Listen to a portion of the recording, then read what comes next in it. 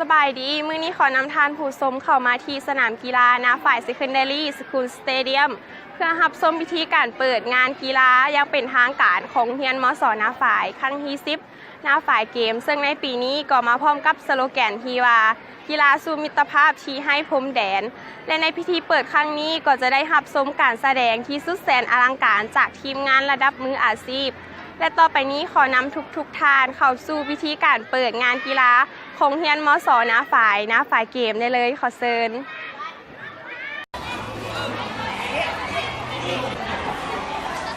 ตอนนี้ก็ขอทุกสมัยดีบรรดาครูอาจารย์ท่านคณะนำและนับถือฮักแพงบรรดาน้องๆนักเรียนเพื่อนทุกคนวันนี้เป็นพิธีเปิดงานแข่งขันกีฬาโรงเรียนมศณฝ่ายจบ2016-2017ที่ร่วมนำขบวนโดยท่าวินัยคำมงคลห้อง71เป็นนักกีฬาแลนลาน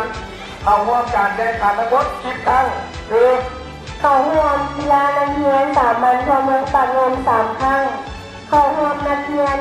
กีฬาสามัญทั่วนครหลวง2 ครั้งเข้าร่วมกีฬาแลนลานทั่วประเทศที่แขวงสวรรณเขต3 ครั้งเข้าร่วมกีฬานักเรียนสามัญทั่วประเทศที่จำปาสัก1 ครั้งเข้าร่วมกีฬาแห่งชาติที่แขวงอุดมไซ1 ครั้งรวมเหรียญรางวัลที่ญาติได้แบรนด์นี้ดังนี้16 เหรียญทำ4 เหรียญเงินและ5 เหรียญทองขบวนที่1ก้อนกำลังกรรมการตัดสินมีทั้งหมด16 คนขบวนที่2ก้อนกำลังของห้องม.71อาจารย์ประจักษ์ห้องอาจารย์สมรคำเพ็งใจห้อง71มีนักเรียนทั้งหมด49 คนยิงซับเก็ตนำขบวนโดยนายคำเพื่อห้อง71เรียนอยู่ในวินัยใส่ใจสิ่งแวดล้อมเพื่อเพิ่มการพัฒนาศึกษาตามหาหลักมวลอะไรที่มาแต่ละนอแมนก้อนกำลังต่างๆของโรงเรียนมศณฝ่ายของพวกเราแล้วก็แม่เราเชิญคณะกีฬาที่มาบทสรุปการแข่งขันในโรงเรียน2015-2016และอ้างแข่งการแข่งขันประจำปีการงานการศึกษาในภาษาโรงเรียนมศณฝ่ายผู้ว่าราชการโรงเรียนมศณฝ่ายเรียนทางปัจจุบันคณะบริการผู้ที่นำงานคุ้มครองและเคลื่อนไหวกิจกรรมภายในโรงเรียนหัวหน้าหน่วยงานคือหน่วยงานพร้อมด้วยผู้อาจารย์หักแพงมายังนักเรียนนักกีฬาที่นี่หนาต่อหอมนักเรียนนะคณะต่อไปงานการทานวัตถุเรียนงานการกีฬา2015-2016ในวันนี้สาธารณรัฐประชาธิปไตยประชาชนลาวสันติภาพเอกราชประชาธิปไตยเอกราชพัฒนาถาวรวัตถุการแข่งขันกีฬาภายในโรงเรียนมศณฝ่ายและการเคลื่อนไหวของทีมงานกีฬาประจำปี2015-2016แข่งขันก็สะดวกการแข่งขันกีฬาภายในโรงเรียนในครั้งนี้สำเร็จและลุล่วงไปด้วยดีนั้นย้อนพวกเขาได้ทำการที่นำพาจากทางคณะกรรมการโรงเรียนเป็นทางได้สนองด้านงบประมาณได้ประกอบและสถานที่เดินการแข่งขันให้พวกเขาจึงสามารถจัดการแข่งขันในครั้งนี้ได้ในเรื่อง2ก็คุ้มค่าการแข่งขันในครั้งนี้ยังเห็นว่าจากทุกปีทางเพิ่งที่ต่อมานั้นยังมีบางปัญหาที่พวกเขายังเห็นว่าท่านได้ดีเท่าที่ควรเช่นเดินที่จะจัดการแข่งขันของพวกเขาเป็นเดินได้ในว่าสามารถจัดการแข่งขันหลายประเภทกีฬาพร้อมกันได้อาจารย์ประจำห้องบางห้องยังบ่นำพานักเรียนห้องของตนในเวลาการแข่งขัน3ด้านการเคลื่อนไหวการแข่งขันกีฬาภายในโรงเรียนมศณฝ่ายเพื่อ2015-2016 ได้เริ่มการแข่งขันนับแต่วันที่6 เดือน11 2015เป็นฮอดวันที่24 เดือน4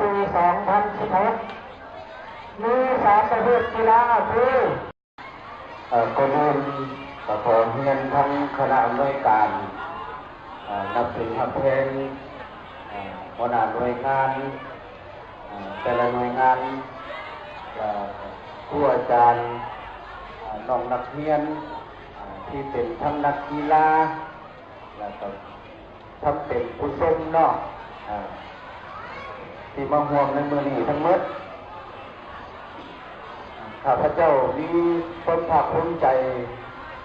ที่ได้ตามมาให้คณะนำของโรงเรียนได้เข้าร่วมพิธีเปิดปั้นแข่งขันกีฬาประจำปีของโรงเรียนของพวกเขาผ่านการแข่งขันได้สกยันผ่านมาบทสรุปทางหน่วยงานกีฬาเพิ่นก็ได้สรุปไปก็แสดงว่าพวกเขาก็ได้ญาติทำเป็นผู้ชมเนาะที่มาห่วงในมือนี้ทั้งหมดข้าพเจ้ามีความภาคภูมิใจที่ได้ตามมาให้คณะนำของโรงเรียนได้เข้าร่วมพิธีเปิดปั้นแข่งขันกีฬาประจำปีของโรงเรียนของพวกเขาผ่านการแข่งขันได้สกยันผ่านมาบทสรุปทางหน่วยงานกีฬาเพิ่นก็ได้สรุปไปก็แสดงว่าพวกเขาก็ได้ญาตินักกีฬาของเมืองปักเมืองไปแข่งขันระดับนครหลวงหรือว่าระดับชาติหรือว่าระดับสหพันธ์ต่างๆเนาะคือเป็นพวกเขาได้รับผู้รับกันหันพวกเขาพวกเขาก็ไม่ได้น้อยหนาถือว่าได้เป็นตัวแทนที่มีคุณภาพและคนผ่านมานะมันแสดงออกคือหลายน้องที่คนเล่นคือข้าพเจ้าจำได้ชื่อได้นี้เนาะเป็นเท่าวินัยนางนัดทันเนาะที่ว่าเป็นผู้ที่ว่ากีฬาดีเด่นผ่านมาหันซึ่งมาถูกเกี่ยว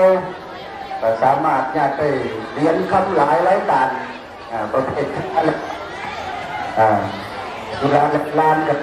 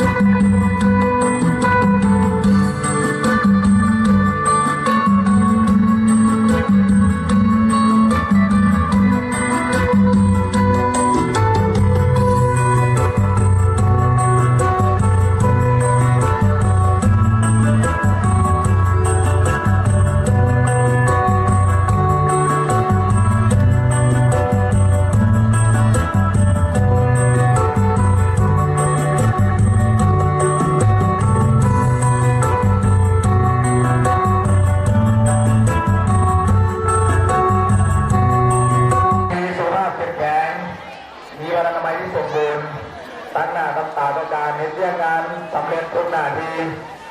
ขอเชิญท่านผู้อาจารย์เอาละเชิญนำหน้าขบวนทางคณะกรรมการตัดสินเริ่มต้นเลย